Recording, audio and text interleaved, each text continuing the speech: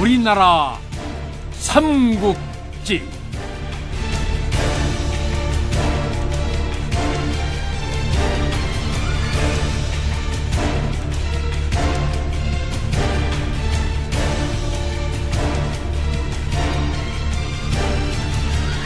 제73부 낙수계곡.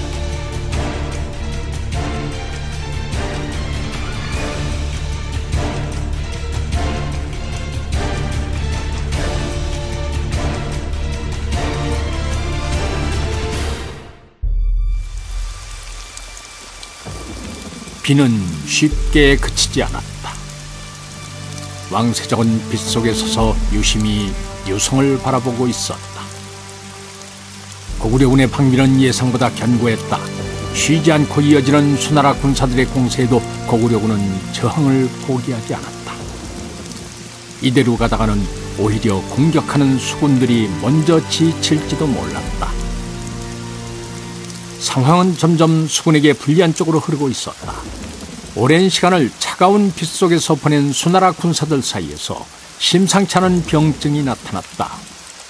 오한과 발열, 설사 등을 일으켜 탈진에 쓰러지는 군사들이 나리갈수록 늘었다. 환자들은 따로 격리해서 치료를 했지만 습기가 많고 후덥지근한 막사에 변변한 약조차 없다 보니 하나둘씩 쓰러져 갔다. 왕세적은 계속해서 유성을 공략해봤자 별다른 소득이 없으리란 사실을 깨달았다. 당장 급한 일은 위기에 처한 한왕을 구하는 것이었다. 이대로 두었다간 어리석은 한왕의 군대가 전멸을 면하기 어려웠다. 하지만 그렇다고 유성을 그대로 두고 요택으로 달려간다면 분명 연자유가 군사를 이끌고 후위를 공격해올 것이었다. 그리 되면 앞뒤로 고구려군의 공격을 받을 수 있었다.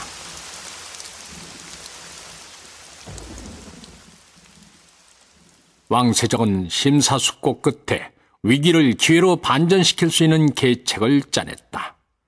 만일 이 계책이 실패한다면 수군은 나락으로 떨어질 수밖에 없었다. 왕세적은 부장 장평을 은밀히 불렀다. 이곳에서 남쪽으로 50여리 떨어진 곳에 다리가 하나 있는데 사련교라고 한다.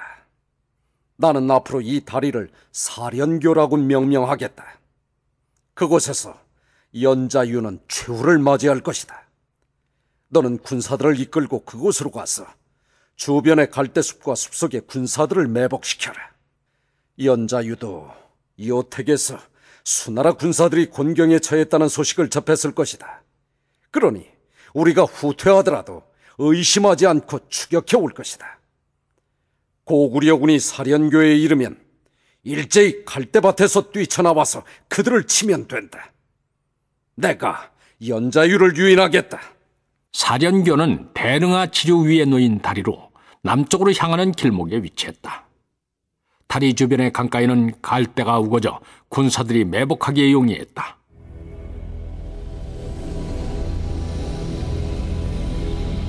다음 날 부원수 왕세적의 퇴각 명령이 떨어졌다. 수나라 군사들은 일사불란하게 퇴각할 준비를 시작했다. 성위에서 이를 지켜보던 연자유는 뛰어나가고 싶은 충동을 느꼈다. 수나라 군사들이 지금 도망치려고 하지 않는가? 드디어 그동안 당한 모욕을 시원히 대갚아 줄 수 있겠다. 어서 말을 준비해라. 내 당장 뛰어나가 왕세적의 목을 베리라. 이에 부장 소부겸이 반대하고 나섰다. 아군은 가까스로 저들의 맹렬한 공격을 막아내고 있었습니다. 그런데 저들이 갑자기 군사를 물리다니 이는 필시 모종의 계략이 숨어있는 것입니다. 소부겸의 말을 듣고 보니 그도 그럴듯했다.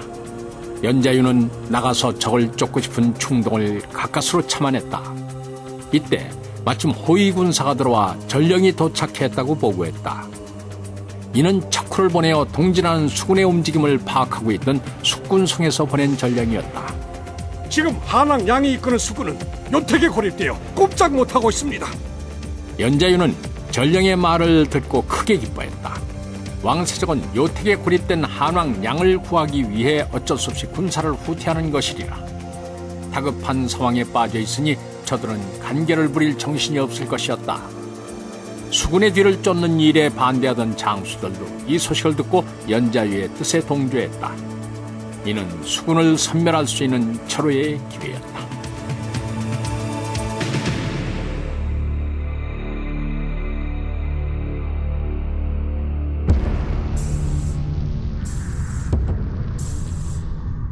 때를 놓치면 낭패를 보기 쉽상이다. 연자유는 말이 끝나기 무섭게 군사들의 소집을 알리는 푹을 치라고 명했다. 군사들은 한순간에 연무장에 집결했다. 연자유는 수군을 추격하라 명하고 칼을 지켜든 채 선두에 서서 달렸다. 연자유 휘하의 기마병들은 불과 1시간도 지나지 않아 앞서 도망가고 있는 수나라 군사들을 발견할 수 있었다. 고구려의 추격병을 본 수군들은 뿔뿔이 흩어져 다급히 달아났다. 하지만 이미 연자유의 눈에 띈 이상 그들은 거미줄에 걸린 잠자리와 같은 신세였다. 허둥거릴수록 거미줄은 더욱 온몸에 감겨들게 돼 있었다. 연자유는 침착하게 수나라 부원수 깃발의 뒤를 쫓아 거리를 좁혔다. 그러다 보니 어느새 숲길을 벗어나 맑고 푸른 물이 흐르는 강가에 이르렀다. 갈대가 한 길도 넘게 자라나 있어 바람에 흔들릴 때마다 넘실거렸다. 고구려군에게 쫓긴 수나라 군사들은 강을 건너기 위해 사련교 주위로 몰려들었다. 하지만 다리는 겨우 5-6명이 어깨를 나란히 하고 지날 수 있는 너비였으므로 한꺼번에 몰려드는 많은 군사들을 감당할 수 없었다. 미처 다리로 건너지 못한 수군들은 갈대숲을 헤치고 물로 뛰어들었다. 이를 본 연자유는 의심을 거두고 수나라 군사들에게 달려들었다. 고구려 군사들의 칼날이 수군들의 등 위로 떨어지는 순간 달아나던 수나라 군사들이 뒤돌아서 공격을 막았다.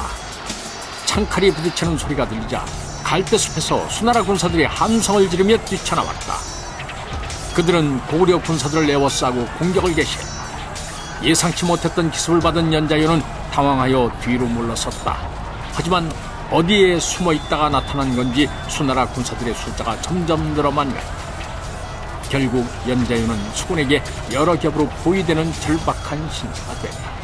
연자유는 군사들을 독려하며 목숨을 걸고 싸웠지만 함정에 빠지면 호랑이라도 빠져나오기 어려웠다.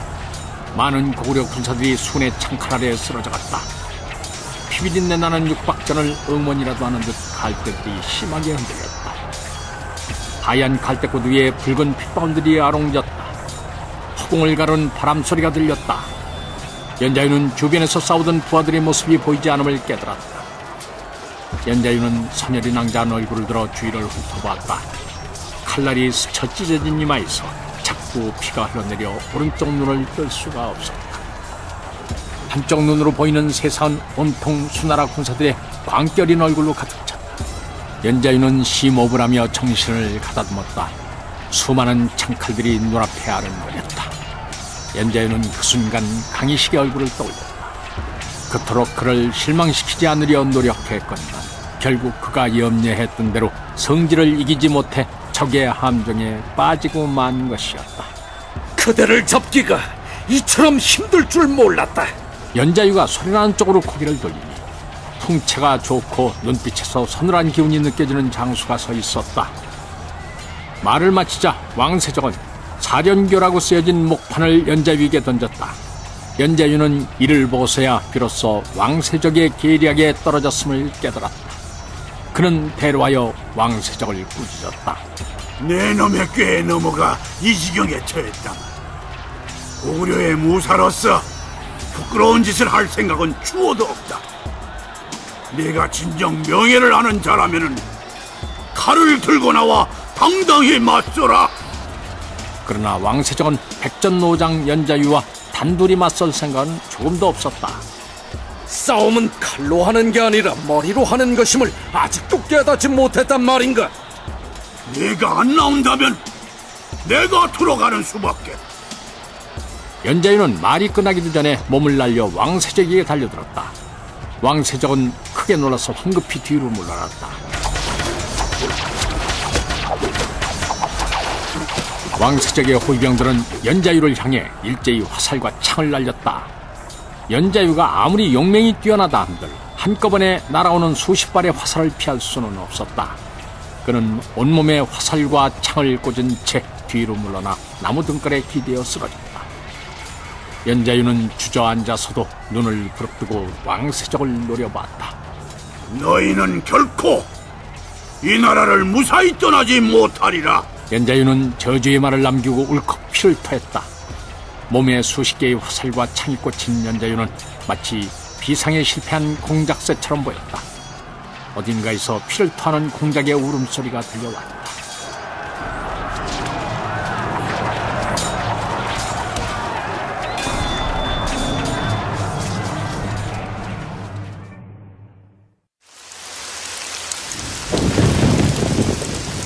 폭우 사이로 희미한 그림자가 어른거렸다. 시야를 가리는 빗줄기로 인해 확신할 수는 없었지만 평야를 뒤엎을 정도로 웅장한 규모였다. 이를 본 왕식충의 지친 얼굴에 생기가 돌았다. 이제 지긋지긋한 요택의 끝을 보게 되리란 희망이 집을 짓는 개미처럼 마음을 파고 기어들었다. 왕식충은 척후대장 허웅에게 그림자의 실체를 보고 오라 명했다. 정말 지난하고도 고통스러운 고행의 길이었다. 허웅은 수많은 전쟁을 치른 용사였지만 이번 원정처럼 참혹한 경험은 처음이었다.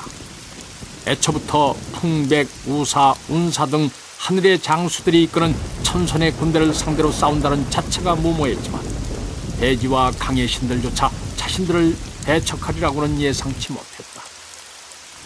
도교에 심취해있던 허웅은 수군이 이처럼 고전을 겪고 있는 것은 모두 천도를 거슬렀기 때문이라 여겼다. 장마철에 전쟁을 수행하는 것은 실로 무모한 선택이 아닐 수 없었다. 하지만 이대로 무너져 내리지만은 않으리라. 우주의 이치로 볼 때 달도 기울면 다시 차오르는 법이었다. 그동안 수많은 군사들의 희생을 지켜보면서 여기까지 온 인내와 의지는 하늘도 감동시킬만 했다. 시공에 무감각해져 있는 허웅으로서는 얼마를 걸었는지 알 수 없었다. 다만 타고 있는 말이 가쁜 숨을 몰아쉬는 것으로 보아서 상당한 거리를 이동했다고 짐작할 뿐이었다. 허웅이 뒤따른 군사들에게 휴식을 취하라 명했을 때였다. 비가 그치는 듯 싶더니 하늘을 먹장처럼 두르고 있던 구름이 서서히 거쳤다. 눈부신 햇빛이 허웅에게 와락 안겨왔다. 허웅은 오랜만에 마주하는 햇빛이 낯설어 한동안 눈을 뜨지 못했다. 그는 한참이 지나서야 서먹함을 털어버리고 전면을 응시했다. 그곳에는 무성한 관목을 자랑하는 산이 다정하게 서 있었다. 허웅은 벅찬 가슴을 억누를 수 없었다.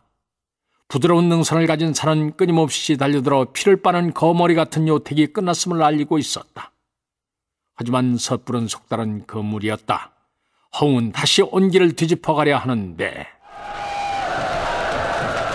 갑자기 산등성에서 함성이 울려 퍼지더니 마치 관목들이 장정으로 변한 듯 수많은 행사들이 산에서 쏟아져 나왔다. 허웅은 어찌할 바를 몰랐다. 자신이 탈출구로 여겼던 곳이 고구려군의 본영임이 밝혀졌기에 그 충격은 그의 판단력을 일순정저시킬 정도로 컸다. 허웅은 겁에 질려 달아나려고 서두르다가 진창에 빠졌다. 순식간에 진흙이 차서 꼼짝할 수가 없게 됐다. 고개를 돌려 뒤를 보니 고구려 군사들이 다가왔다. 그들은 진흙 위를 평지처럼 달리고 있었다. 허웅은 이를 보고 놀라움을 금치 못했다. 저들은 과연 천군이로구나. 자신도 모르게 탄식이 절로 터져나왔다. 바람처럼 달려든 고구려 군사들에게서 도망치는 것은 애초부터 불가능했다. 고구려 군사들은 수군과의 거리가 좁혀지자 각궁을 들어 시위를 당겼다. 화려한 기수로 마감한 화살이 무수히 날았다. 그쳤던 비가 다시 내리는 듯했다. 수나라 군사들은 화살에 맞아 진흙탕에 얼굴을 묻고 쓰러졌다. 허웅은 참혹하게 무너져 내리는 부하들을 보며 이번 원정에 참가한 자신의 선택을 저주했다. 그의 눈에 비친 고구려군은 평범한 인간의 능력으로는 도저히 저항할 수 없는 존재들이었다. 날카로운 파공음이 선명하게 들리더니 허웅의 몸이 휘청거렸다. 이어서 고구려 군사들의 요란한 함성 소리가 들렸다.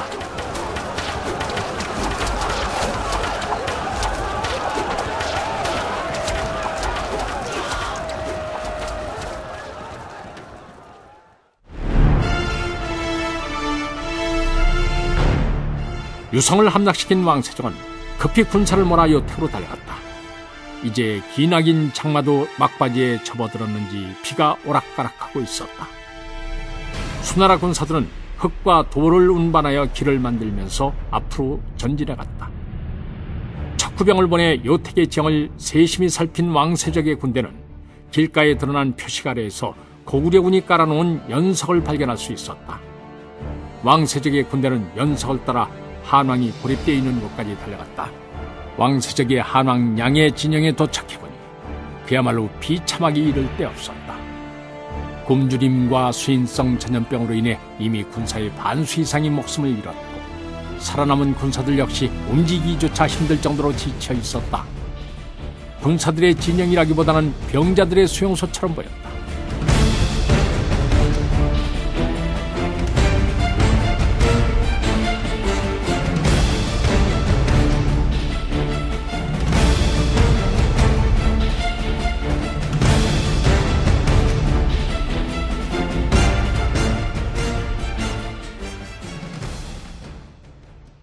기가 꺾인 한왕 양은 왕세적을 보자 엎드려 통곡을 했다. 네, 장군의 말을 듣지 않아 이 꼴이 되었구려. 왕세적은 그 모습을 보며 속으로 혀를 찼다. 미숙하고 어리석은 지휘관으로 인해 얼마나 많은 군사들이 목숨을 잃었는가. 이는 나라와 백성들에게 커다란 누를 끼치는 일이었다. 왕식충이 보이지 않자 왕세적은 안부도 확인할 겸 슬쩍 말머리를 돌렸다. 중군장 왕식충은 일이 이 지경이 될 때까지 도대체 뭘 하고 있었답니까? 왕장군은 이곳을 벗어날 길을 찾겠다고 떠났어. 왕세적은 걱정과 두려움으로 인해 가슴이 미어지는 듯했다. 조카인 왕식충은 미련할 정도로 고집스러운 성격이었다. 왕세적은 조카가 동쪽으로 떠났다는 말을 듣는 순간 그가 살아 돌아오지 못하리란 불길한 예감이 들었다. 왕세적은 한왕 양과 같이 있자니 가슴이 답답했다. 왕세적은 머리도 식힐 겸 진영 밖으로 나와 왕식충이 사라진 유화 쪽을 바라보았다. 그때 도망쳐오는 한때의 패잔병들을 볼 수 있었다. 어찌된 일이냐? 고구려군의 습격을 받아 대패했습니다. 아직도 오른쪽 견갑에 화살촉이 박혀있는 군사가 대답했다. 왕세적은 가슴이 덜컥 내려앉았다. 그럼 왕식충 장군은 어찌 되었느냐? 이미 전사하셨습니다. 뒤따르던 얼굴이 길고 짝눈인 군사가 자신이 직접 보았다고 했다. 왕세적은 눈앞이 깜깜해지며 어지럼증을 느꼈다. 조카가 죽었다는 사실을 믿을 수가 없었다. 사사로운 정에 얽매여서는 안 되었지만 형의 유일한 피부치인 왕식충의 시신을 두고 갈 수는 없었다. 왕세적은 위험을 무릅쓰고 요하를 건너기로 결정했다. 급히 뗏목을 만들어 한결 물이 줄어든 유하를 건너 왕세적의 군대는 계모성으로 방향을 잡았다.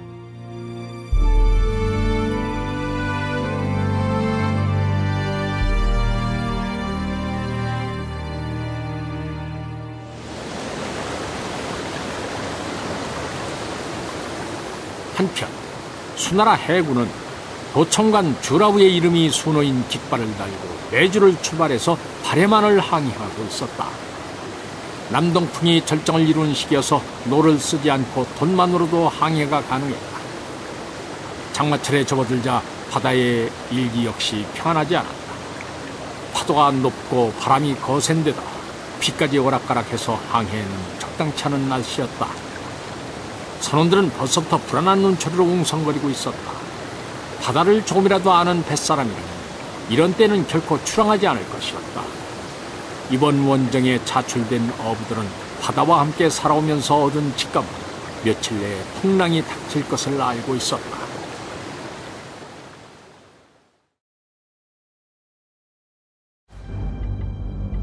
주라우는 그들의 말에 귀 기울이지 않았다.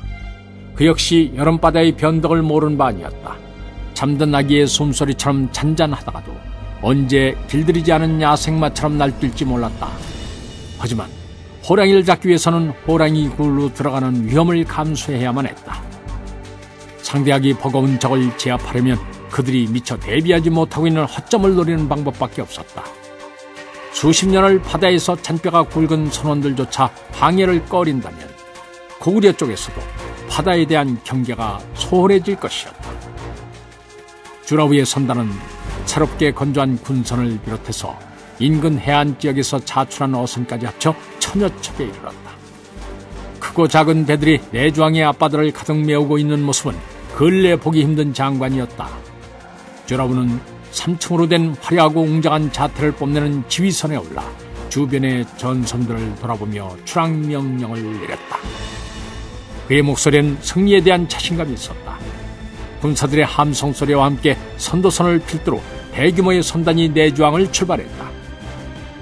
겉으로 드러난 주라우 선단의 임무는 비사성을 공격하고 해안선을 따라가며 육군에게 식량과 건초, 병장기 등의 군수품을 지원하는 역할이었다. 그래서 수나라의 전선들은 묘도 군도를 거쳐 비사선으로 방향을 잡았다. 연을 따라 움직이는 항해였으므로 고르지 않은 일개에도 불구하고 큰 탈 없이 항해할 수 있었다.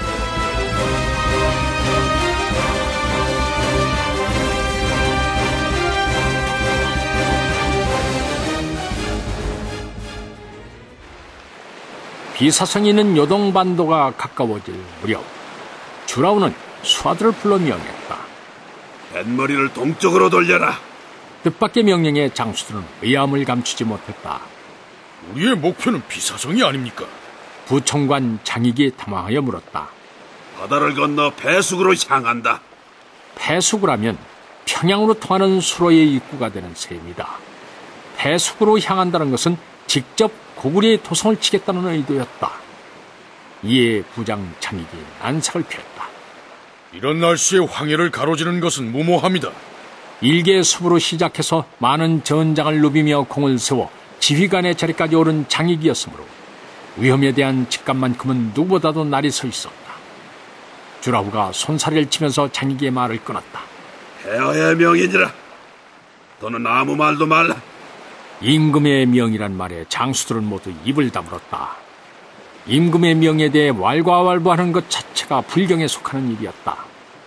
주의가 조용해지자 주라우가 장수들을 다독였다. 그리 걱정할 일만은 아니다. 이제 장마도 거의 끝나서 바다가 평온을 되찾고 있다.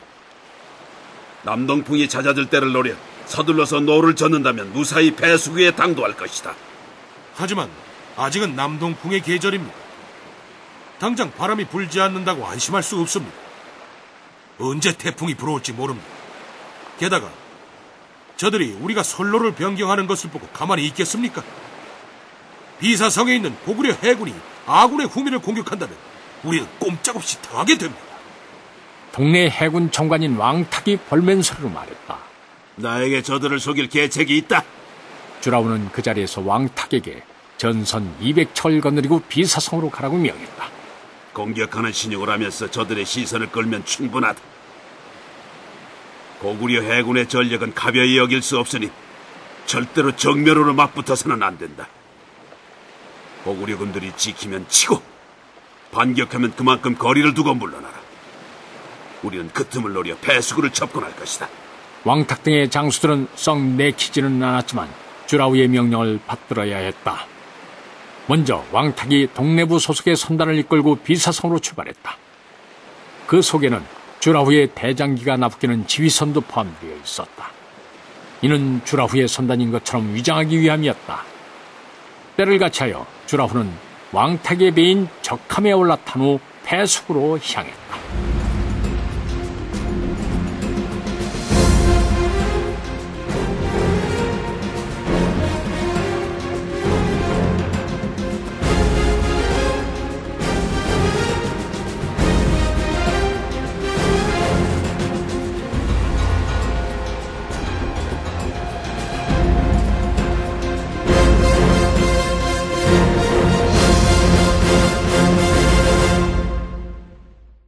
수의 선단이 내주를 출항했다는 척후선의 보고를 받은 건무장군은 긴급히 장수들을 소집했다.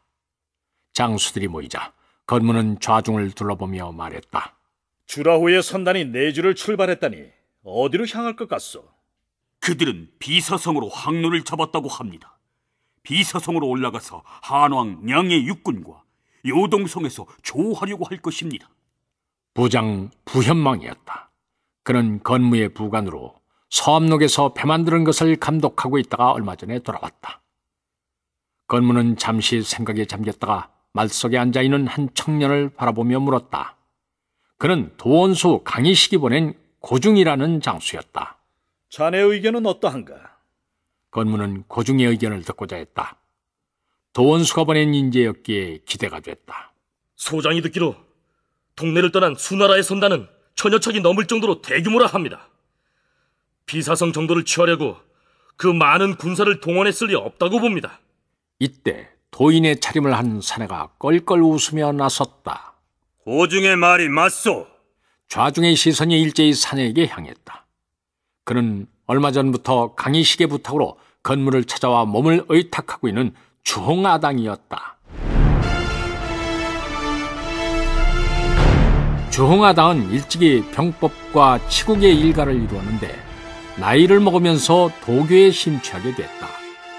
그는 고박아당과 더불어 수련과 포교에 힘써 한때는 만여 명에 달한 제자를 거느릴 정도로 교세를 키웠다. 그런데 교세가 확장되면서 두 사람을 지지하는 세력들끼리 충돌이 일어났다. 이에 환멸을 느낀 주홍아당은 무리를 해산하고 장백산 깊은 골로 들어가 심신수련에 전념했다. 그러던 어느 날 주홍아당은 천기를 읽다가 고구려의 전쟁의 먹구름이 몰려오리란 사실을 알게 됐다. 그는 조국이 큰 위기에 처하게 됐는데 가만히 보고만 있을 수 없었다. 주홍아당은 곧바로 짐을 꾸려 산을 내려와서 강희식을 찾아왔다. 강희식은 그를 반갑게 맞이하고 건무의 곁에 머물며 도와달라고 청했다. 주홍아당은 이를 흔쾌히 승낙했고 이때부터 건무의 자문역을 맡게 됐던 것이다.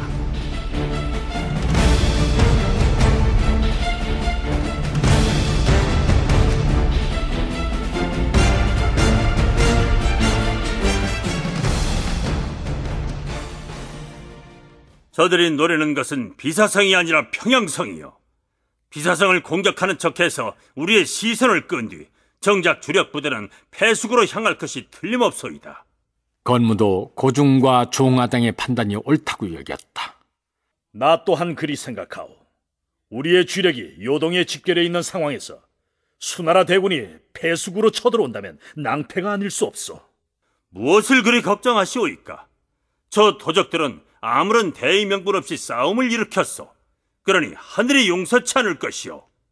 그럼 천벌이라도 내릴 거란 말씀이십니까? 건무는 주홍아당의 대답을 재촉했다. 주홍아당은 긴 수염을 쓰다듬으며 입을 열었다. 해마다 이때쯤이면 태풍이 부어. 내가 천문을 보았는데 닷새 후엔 10년에 한 번 있음직한 엄청난 태풍이 불 것이오.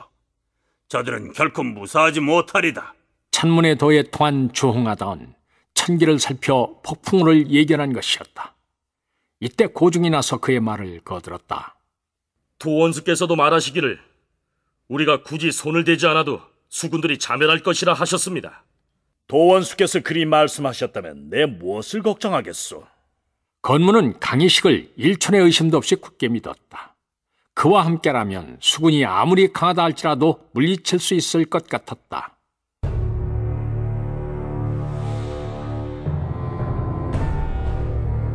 주홍아당의 예언대로 수군은 단지 200척의 전함을 끌고 비사성 앞바다에 나타났다. 이때는 이미 주라후가 이끄는 수의 주력군이 몰래 패속으로 향한 후였다. 한편 비사성 앞바다까지 접근한 동래 총관 왕탁은 해안가에 정박한 고구려 함선을 향해 화살 공격을 퍼부었다. 그러자 고구려 함선에서도 기다렸다는 듯이 불화살을 날렸다. 미끼의 역할인 동래의 해군은 굳이 싸울 필요가 없었기에 뱃머리를 돌려 바다로 물러났다. 해가 서산으로 넘어갈 무렵 해수가 보이는 바다에 당도한 주라후는 고구려의 수도 평양성을 함락시키고 고구려 태왕을 발 아래 무릎 꿇릴 생각에 저절로 입가에 웃음이 배어나왔다. 평양성 성민들은 앞으로 닥쳐올 재난을 모른 채 마음을 놓고 있을 것이었다. 이제 내일 아침 폐수를 따라오르며 점심쯤에는 유명한 평양성의 화려한 성곽을 직접 눈으로 볼 수 있을 것이었다. 이물에 서서 의기양양한 표정으로 눈앞에 펼쳐져 있는 육지를 바라보던 주라우가 고개를 돌려 우총관에게 말했다. 어떻소?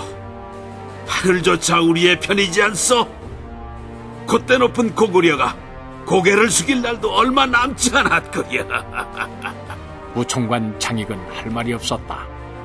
어쨌든 험한 바다를 무사히 건너오지 않았던가. 하지만 이상하게도 마음속의 불안감은 좀처럼 가시지 않았다. 배수구 앞바다는 이상하리만치 고요했다. 마치 폭풍전야의 고요함 같았다. 알 수 없는 두려움으로 장익의 조바심은 더욱 심해졌다.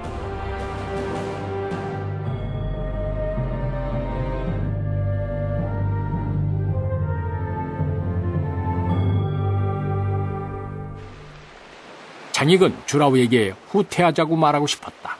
그러나 군사들의 사기를 떨어뜨린다는 질책을 받을 것이 뻔했기에 애써 입을 다물었다. 주라우는 눈길을 거두어 뒤를 따른 선박들을 응시했다. 1천여 척에 달한 선박들이 산이라도 집어삼킬 기세로 물살을 가르며 달려오고 있었다. 주라우는 마음이 든든해져 다시 정면을 바라보았다.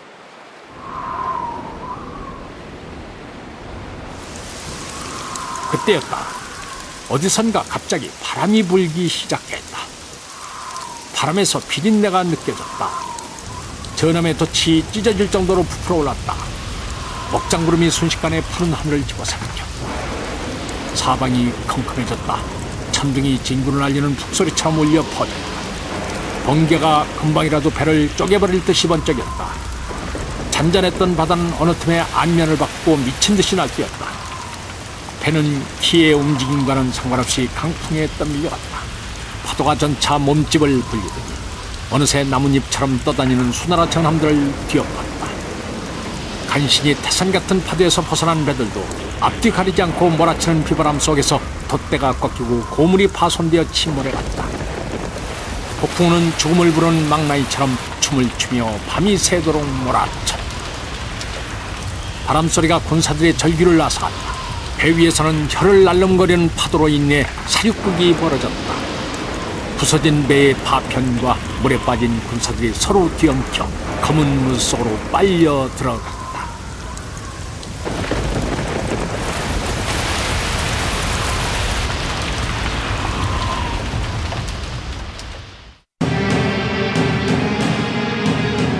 이튿날 아침, 여행이 파도에 떠밀려 상륙한 수나라의 군사들은 해안가를 지키고 있던 고구려 궁수들의 사냥감으로 전락했다. 갯벌은 순식간에 갈대밭으로 변했다. 수군들의 시체가 배수구의 해안을 까맣게 뒤덮었다.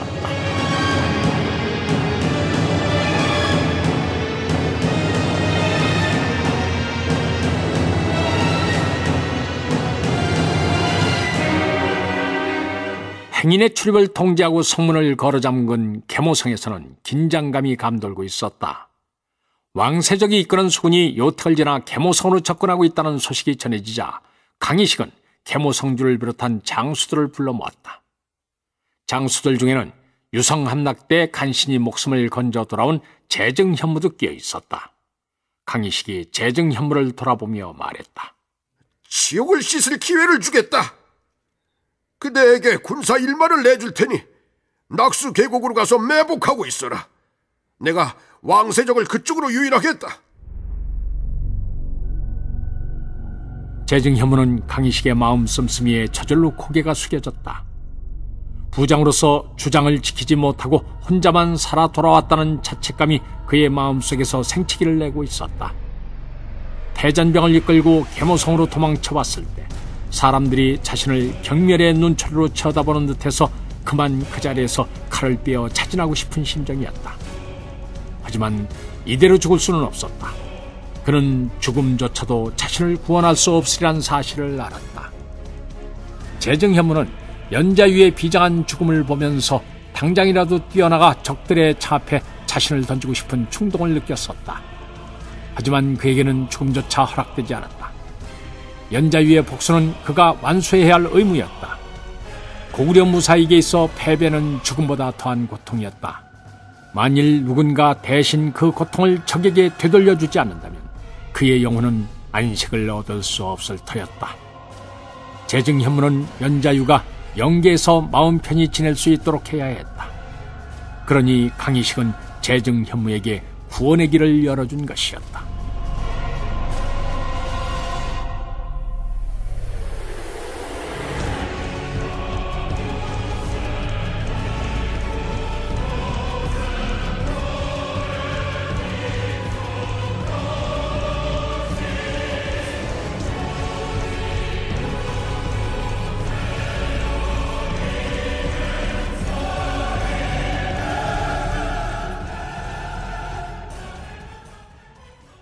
강희식은 이어서 계모성주 손자연에게 명령했다.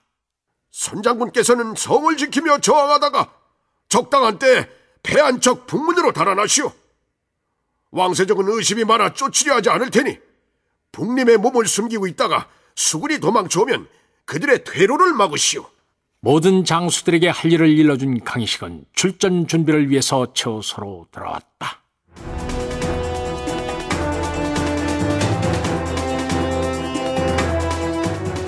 왕세적의 군대가 성 앞에 도착하자 강희식은 성벽 위에 올라 그들의 형세를 살폈다. 과연 명장이 이끄는 군대답게 기치가 정연하고 사기가 높아 보였다. 성 안에서는 기병들이 언제든지 뛰어나갈 수 있도록 준비를 끝내고 있었다. 강희식은 계단을 따라 내려가 준비해둔 말 위에 올랐다. 기마병들은 기다렸다는 듯이 그의 뒤를 따랐다. 갑자기 성문이 열리더니 고구려 군사들이 달려나와 대형을 갖췄다. 이를 바라보고 있던 왕세적의 얼굴에 의혹의 빛이 스쳐 지나갔다. 계모성은 험한 산 위에 위치한 데다가 요동성이나 신성에 비해 주둔한 군사가 그리 많지 않은 규모가 작은 성이었다. 그래서 계모성 안에 있는 고구려군이 이처럼 적극적으로 대항해 오리라고는 미처 예상치 못했다. 이럴 때는 보통 수성을 하며 이점을 취하는 것이 병법의 기본이었다. 왕세적이 평범한 장수였다면 적장의 어리석고 무모한 선택을 비웃었으리라. 하지만 왕세적은 이미 강희식의 뛰어난 능력을 간파하고 있었기에 무슨 속셈이 있을 것이라 의심하고 함부로 치고 들어가지 않았다. 왕세적은 고구려 진영을 유심히 살폈다. 선두에 선 군대는 고구려의 전통적인 철기병들이었다. 햇빛을 받아 반짝이는 천린의 갑옷들이 금방이라도 파닥거릴 듯했다. 철기병들은 상대는 안중에도 없다는 듯이 대형을 유지한 채 미동도 하지 않았다. 가끔 말들이 발굽으로 땅을 고르거나 고개를 흔들며 콧소리를 낼 뿐이었다. 수군들이 잔뜩 긴장한 채 철기병을 바라만 보고 있을 때 강희식의 진격명령과 함께 고구려군이 수군을 향해 돌격해 들어왔다. 명성대로 고구려 군사들의 기세는 하늘을 찌르고 바다를 뒤엎을 정도로 드높았다. 왕세적은 순간 흥분이 되어 심장이 저렸다. 이러한 느낌은 잠재되어 있는 그의 능력을 더욱 배가시켜 주었다. 왕세적의 명령이 떨어지자 좌우에서 깃발이 흔들렸다. 그러자 수군의 진영이 두 대로 갈라지면서 선두에 선 경기병들이 고구려군의 측면으로 달려들었다. 고구려 철기병도 이에 맞섰다. 하지만 수나라의 경기병들은 이들을 지나쳐 고구려군의 보병이 위치한 후위를 쳤다. 이곳이 바로 고구려군의 허점이었다. 고구려 철기병은 무거운 철갑을 두른 데다가 전속력으로 내닫고 있었기에 방향을 전환하는 데는 쉽지 않았다. 날렵한 수나라의 경기병은 수적 우세를 이용해서 고구려군의 후위를 무력화시켜 나갔다. 전차는 순식간에 뒤바뀌었다. 철기병의 뒤를 따르던 고구려의 보병들은 제대로 저항도 못해보고 수의 경기병들에게 쫓겨 달아났다. 수요가 적은 고구려군은 급격히 무너져 내렸다.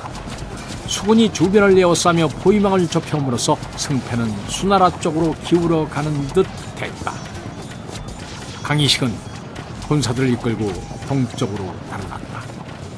이를 본 왕세적은 부장 장평에게 성을 공격해서 탈취하라 명하고 자신은 주력군을 이끌고 달아난 고구려군을 추격해 갔다.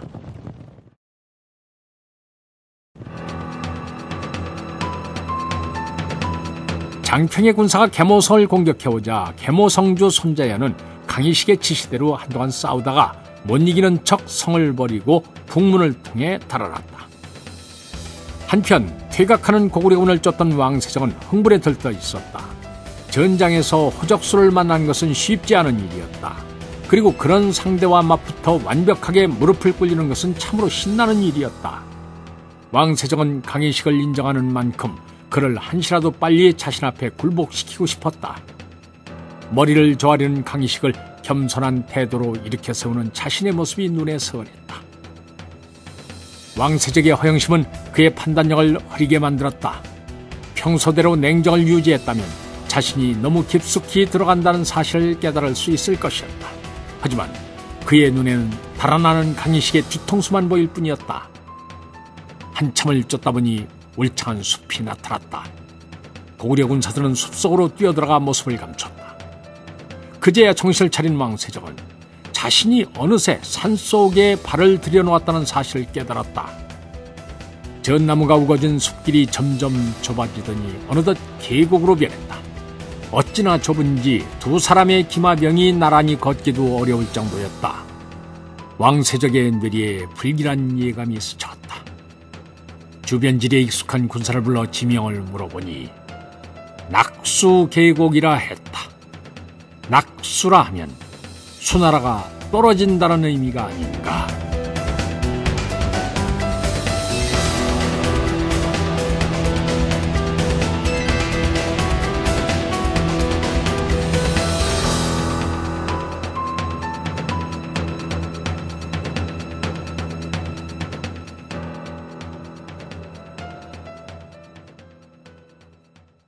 왕세적은 가슴이 철렁 내려앉았다. 숨이 막히고 등줄기에는 식은땀이 흥건하게 배었다. 왕세적은 말을 세우고 주변을 살피며 놀란 가슴을 진정시켰다. 아무래도 더 이상 고구려군을 쫓는 것은 위험했다. 고구려 군사들은 어디로 사라졌는지 보이지도 않았다. 마치 봄날의 안개처럼 흔적조차 찾을 수 없었다.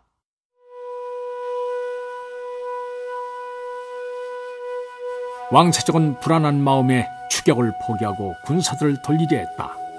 그때 숲사이 계곡에서 첨벙거리는 물소리와 함께 사람들이 웃고 떠드는 소리가 들려왔다.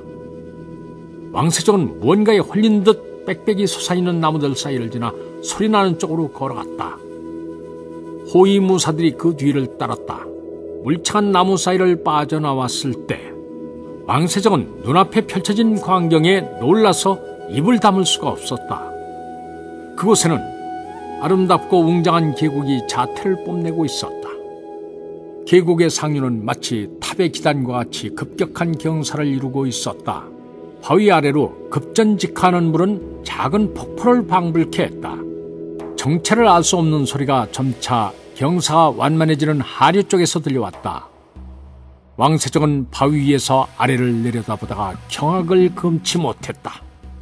그곳에서는 고구려 군사들이 한가하게 철렵을 하고 있었던 것이다.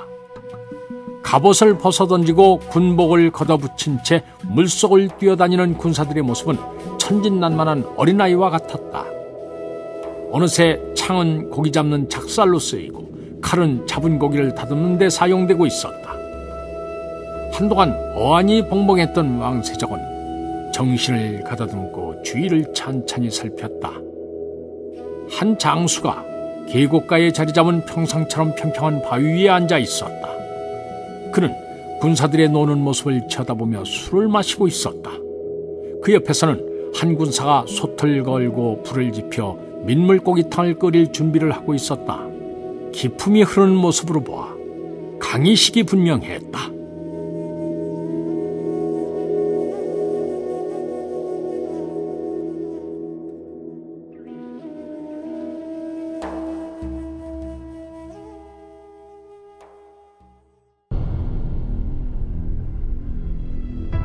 왕세적은 뒤를 쫓아오던 호위무사에게 작은 목소리로 속삭였다. 군사들을 이리 데려오너라. 절대 소리를 내서는 안 된다. 호위무사가 명을 받고 사라지자 왕세적은 들키지 않도록 바위 뒤에 가만히 숨어서 강희식의 동태를 살폈다. 왔으면 쥐새끼처럼 숨어있지 말고 이리 나와 한잔하시오.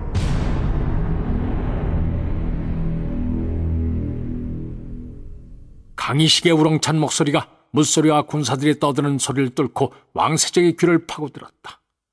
왕세적은 순간 주변의 모든 소음이 사라지고 오직 강희식의 목소리만이 들리는 듯 했다.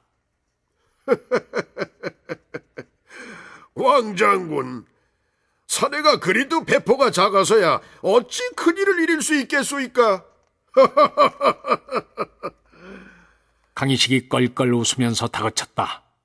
왕세적은 할 수 없이 일어나 모습을 드러냈다.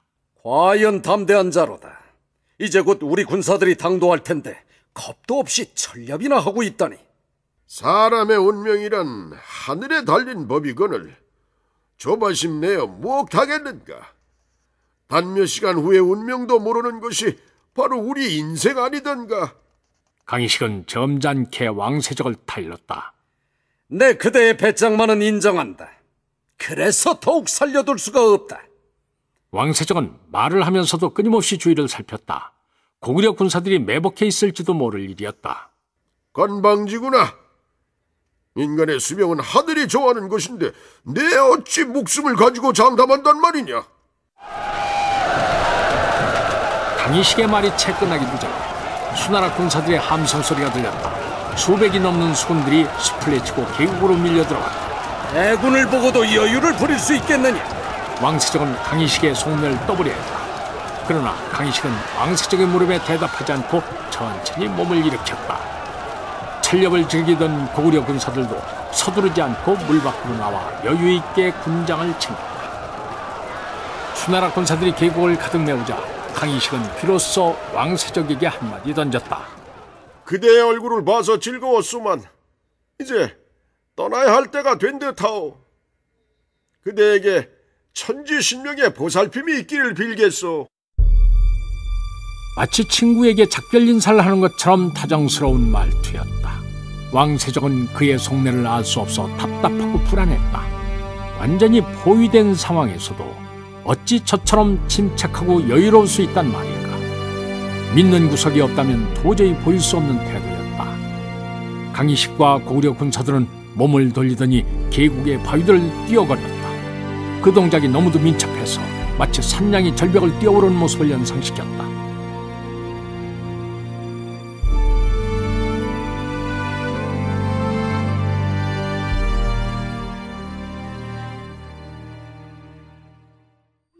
산중의 밤은 느닷없이 찾아온다고 했던가 어느새 해가 떨어져 어스름이 퍼져나갔다. 그러나 왕세적은 이를 느끼지 못하고 있었다. 그는 상처받은 자존심으로 인해 고통스러웠다. 이제껏 뛰어난 지략과 통솔력으로 당대 제1의 무장이란 칭송을 받아오던 그였기에 강희식의 태도는 참기 힘든 모욕이었다. 강희식은 왕세적을 안중에 두고 있지 않았다. 자신이 맞소라 생각했던 자에게 철저히 무시당한 왕세적의 자괴감은 이루 말할 수 없이 컸다. 왕세적은 강희식을 잡아서 그에게 굴복의 이해를 받아야만 마음의 상처가 치유될 듯했다. 왕세적은 군사들을 돌아보며 강희식을 반드시 생포하라고 명했다. 생포는 죽이는 것보다 훨씬 힘든 일이었다. 일단 함부로 활을 쓸 수 없었으므로 직접 쫓는 방법밖에 없었다. 하지만 인근 지대에 익숙치 않은 수군들은 강희식 일행을 따라잡기 어려웠다. 강희식은 수군과의 간격을 점차 벌리더니 결국 종족을 감추고 말았다.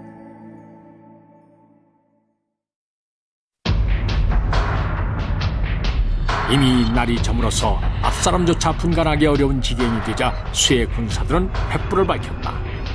부장 손달이 왕세적에게 간했다. 이곳에 계속 머물다가는 어떤 봉변을 당할지 모릅니다. 그러니 우선 이 숲을 벗어나야 합니다. 어둠의 비명이 계곡의 바위들에 부딪힌 후 왕세적의 귓가를 파고들었다. 왕세적은 그제야 미명과 같은 허물에서 벗어나 현실을 직시할 수 있었다. 왕세적이 정신을 차리고 주변을 둘러보니 계곡에 가득 찬 부하 군사들이 어둠 속에서 방향을 잃고 갈팡질팡하고 있었다. 왕세적은 소스라치게 놀랐다. 자신이 부하들을 사지로 끌어들인 것이었다. 왕세적은 정신을 가다듬고 군사들에게 큰 소리로 외쳤다. 사방을 경계하라! 계곡을 따라 내려간다! 왕세적은 계곡의 물길이 산아래로 향하고 있음을 알았다. 그의 목소리는 확신에 차 있었다. 장수가 자신을 보여야만 군사들도 안심을 하는 법이었다. 수나라 군사들은 명에 따라 횃불을 들고 계곡의 하류로 조심스럽게 발걸음을 옮겼다. 불빛을 받은 계곡이 번들거리는 눈빛으로 수군들의 움직임을 살피는 듯 보였다.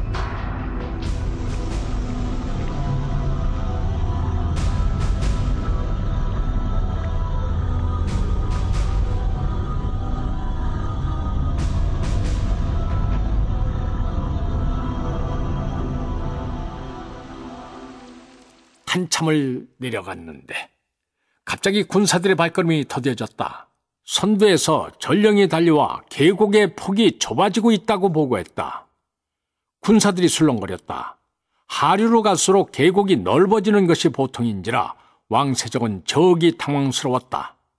만일 자신이 적장이라면 이곳에 복병을 숨겨두었을 것이었다.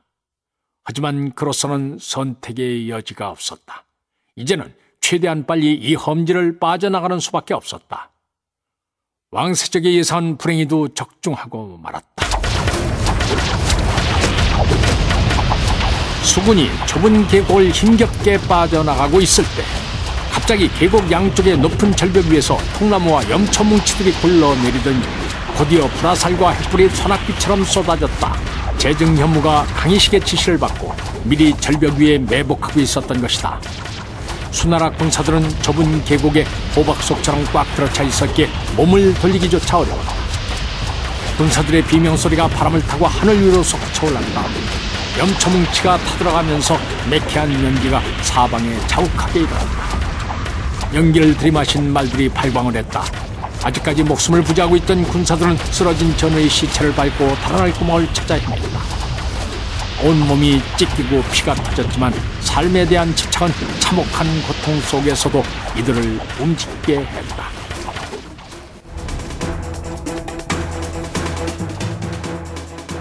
왕세적은 천신만고 끝에 간신히 낙수계곡을 빠져나왔다. 그는 패잔병들을 이끌고 서쪽으로 달렸다. 한참을 달리다 보니 앞에서 한때의 군사들이 흙먼지를 일으키며 달려오는 것이 보였다.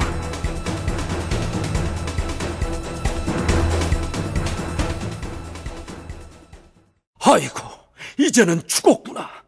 왕세적은 그 순간 살고자 하는 마음을 버렸다. 그가 넋을 잃고 마상에 앉아 있는데 부장 손달이 기쁨에 들떠 외쳤다. 저곳은 고구려군이 아니라 장평의 군대입니다. 왕세적은 그제야 눈을 크게 뜨고 앞을 바라보았다. 계모성을 공격하라고 보냈던 장평의 군대가 분명했다. 장평의 믿음직한 모습이 시야에 들어왔다. 간신히 기운을 차린 왕세적은 장평이 이끌고 온 군사들과 합세해 계모성으로 나아갔다. 계모성으로 가는 길에 울창한 수풀이 있는데 인근 백성들은 이를 북림이라 불렀다. 왕세적 일행이 북림의 길을 지나가는데 갑자기 함성이 울리더니 좌우에서 화살이 빗발치듯 날아왔다. 화살은 사정없이 수나라 군마를 덮쳤다. 여기저기서 수군들이 고통스럽게 죽어나갔다. 낙수계곡에서 간신히 살아남은 수나라 패잔병들은 기진맥진해서 더는 저항할 힘이 없었다. 간신히 장평이 거느린 군사들이 고구려군에 대항해 싸우려 했지만 불가항력이었다.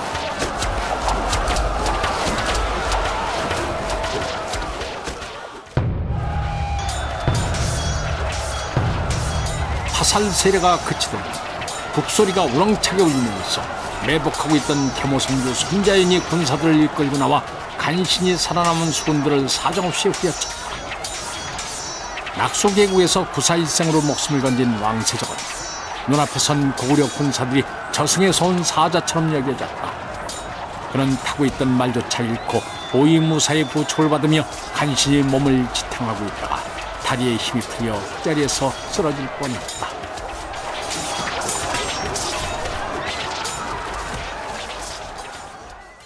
왕장군, 이곳까지 오느라 수고가 많으셨소. 위압적인 기세로 버티고 서 있는 고구려의 군마 사이로 봄바람처럼 살가운 목소리가 들려왔다. 왕세적이 힘겹게 고개를 드니 강희식의 기품 있는 미소가 눈에 들어왔다. 왕세적은 강희식을 보자 참담한 패배감이 밀려왔다. 그를 굴복시키겠다고 다짐했건만 오히려 그의 계책에 노란하고 비참한 꼴이 된 것이었다. 일이 이쯤 되니 왕세적도 패배를 인정하지 않을 수 없었다. 패장에게는 오로지 죽음만이 있을 따름이었다. 왕세적은 바닥에 주저앉은 채 칼을 뽑아 자신의 목을 겨누었다. 이를 본 강희식은 황급히 활을 들어 칼을 들고 있는 왕세적의 오른팔을 향해 쏘았다. 바람을 가르고 날아간 화살은 왕세적의 오른팔에 적중했다. 왕세적은 비명을 지르며 칼을 멈췄다. 이것은 네가 죽을 자리가 아니다. 내 너를 살려줄 터이니 장안으로 돌아가서 너의 왕에게 고구려 공격을 단념하라고 전하라. 만일 헛된 야욕을 버리지 않고 다시 쳐들어온다면 그때가 바로 수가 멸망하는 날이 될 것이다. 왕세적은 넋을 잃고 그 자리에 널브러졌다. 강희식은 말을 마치자 다시는 돌아보지 않고 사라져갔다. 왕세적은 영원히 오르지 못할 하늘을 바라보는 수탉처럼 자포자기의 심정으로 그의 뒷모습을 바라볼 뿐이었다. 비가 내렸다. 비와 함께 고구려 군사들도 땅속으로 스며들던 모습을 감추었다. 왕세적과 그를 따른 10여 명의 패잔병들만이 상처 입은 몸으로 핏줄기를 감당하고 있었다. 왕세적은 요하를 건너 기다리고 있던 한왕 양의 군사와 합쳐 장안으로 돌아갔다. 기세 좋게 쳐들어왔던 30만 수군은 온데간데 없고 3만 명 남짓되는 패잔병만 쓸쓸히 뒤를 따르고 있었다. 이로써 제1차 고수전쟁은 고구려의 대승으로 끝이 났다.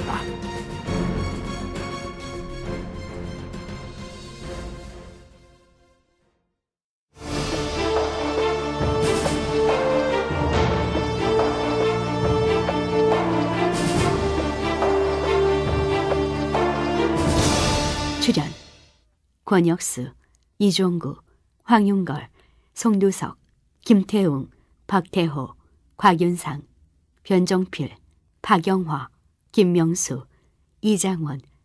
해설 김종성. 음악 이춘화. 효과 엄기혁. 기술 서교식. 총진행 유만준.